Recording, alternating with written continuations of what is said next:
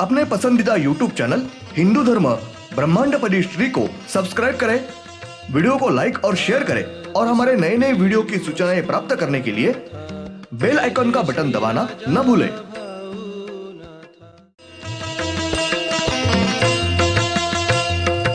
आरती सब प्रेम मस्को बना था, जय जय श्री राजा भाऊनाथा।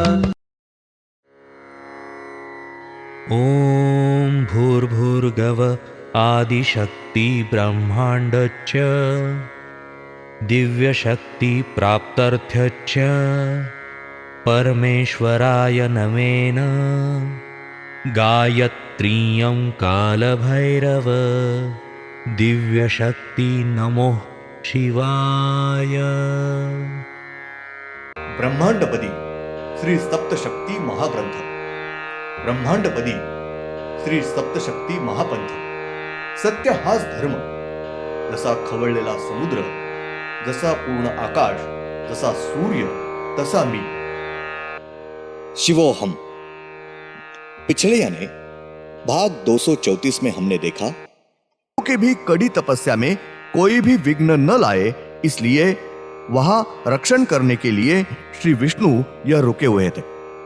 श्री शिवशंकर और श्री अर्धनारी नटेश्वर, इन दोनों ने भी सिर्फ तपस्या ही की है। वो दोनों भी ध्यान में नहीं बैठे हैं। उन दोनों की तपस्या पूरी होने के बाद वो दोनों भी उसी जगह उठकर खड़े रहे हैं।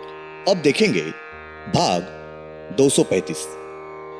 श्री शिवशंकर और श्री अर्धनारी नटेश्वर, इन दोनों की भी कड़ी तपस्या पूरी होने के बाद उस जगह श्री विष्णु यह बहुत ही कड़ी ऐसी तपस्या करने के लिए बैठे हुए हैं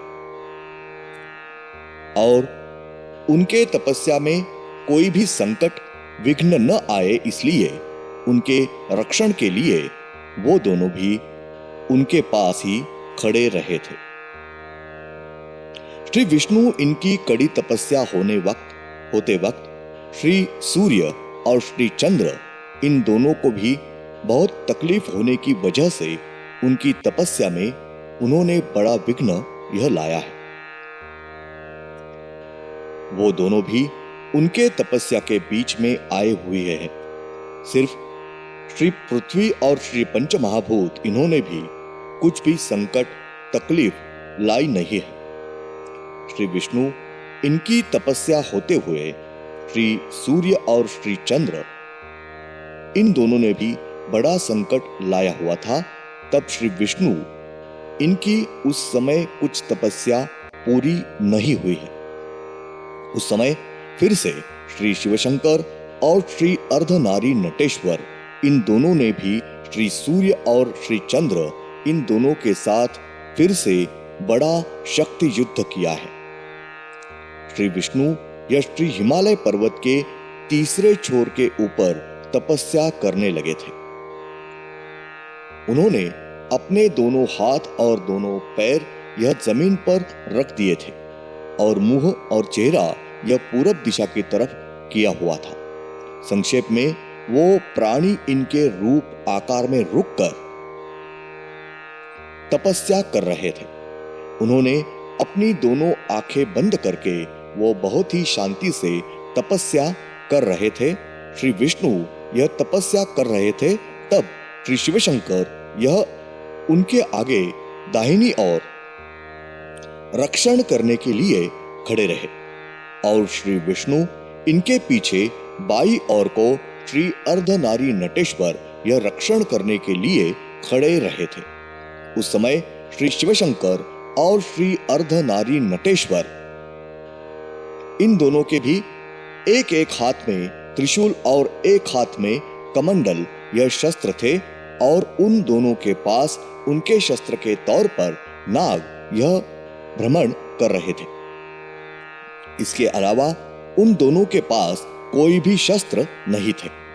श्री विष्णु यह तपस्या करने के लिए बैठने से पहले पहली बार अपने श्री सद्गुरु श्री शिवशंकर इनके पैर पड़कर उनका दर्शन और शुभ आशीर्वाद लेने के बाद वो श्री अर्धनारी नटेश्वर इनके पैर न पड़ते हुए उनको प्रेम से आलिंगन दिया है, यानी कि दोनों भी एक दूसरे को प्रेम से मिले हैं। और उसके बाद श्री विष्णु यह तपस्या करने के लिए अपने श्री सद्गुरु इनका फिर से आशीर्वाद लेकर बैठे हुए हैं। श्री विष्णु इनकी कड़ी तपस्या हो रही थी। लंबा काल जाने के बाद श्री विष्णु इनके तपस्या के वक्त श्री सूर्य इनको बहुत ही तकलीफ हो रही थी। उस समय श्री चंद्र इनको कुछ भी उनकी तकलीफ यह नहीं हो रही थी। सिर्फ सूर्य इनको तकलीफ होते वक्त वो श्री विष्णु इनके ऊपर गुस्सा हो रहे थे।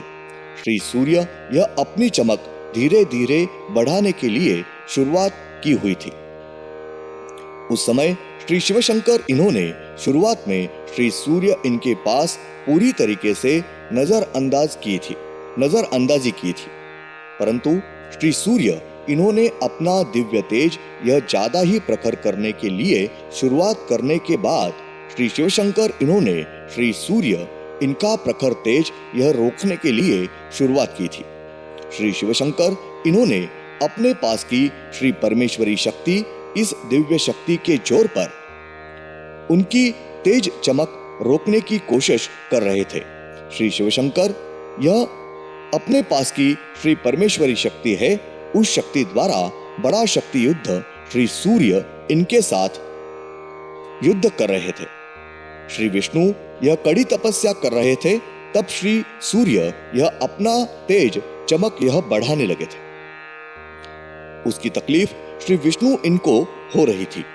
तब उनके सद्गुरु श्री शिवशंकर यह बीच में आए हैं और श्री शिवशंकर और श्री सूर्य इनका फिर से बड़ा युद्ध शुरू हुआ था। श्री सूर्य यह अपनी चमक यह बहुत विशाल बड़ी मात्रा में बढ़ा रहे थे, तब श्री शिवशंकर इन्होंने अपना शरीर आकार रूप यह बहुत ही विशाल बड़ी मात्रा में बढ़ाने के लिए शुरुआत की हुई है और श्री शिवशंकर यह श्री सूर्य इनका तेज दिव्य चमक यह अपने मुंह से निकल रहे थे। तब श्री सूर्य यह और ही ज्यादा बड़ी मात्रा में अपनी तेज चमक बढ़ा रहे थे और श्री शिवशंकर इनका बहुत ही बड़ा विशाल शरीर का रूप यह अपने मुंह से चमक निकल ही रहा था। श्री शिवशंकर इनको श्री सूर्य इनका तेज दिव्य तेजस्वी चमक निकल रहे थे, तब उनको श्री सूर्य इनके तेज चमक का बहुत ही बड़ी मात्रा में तकलीफ हो रही थी। उनके पेट में अग्नि ज्वालाएं इनकी तकलीफ आग होने लगी थी और अंत में श्री शिवशंकर यह श्री सूर्य इनके तेज चमक के तकलीफ की वजह से अंत में जमीन पर अचेत होकर गिरे हुए थे। श्री शिवशंकर यह अचेत गिरे हुए थे, तब श्री अर्धनारी नटेश्वर इनको श्री सूर्य इनका बहुत ही बड़ा गुस्सा आया हुआ था और बहुत ही क्रोध में श्री सूर्य इनके शरीर पर जोर से भागते हुए गए हैं। तारीख 31 जनवरी 97 शुक्रवार।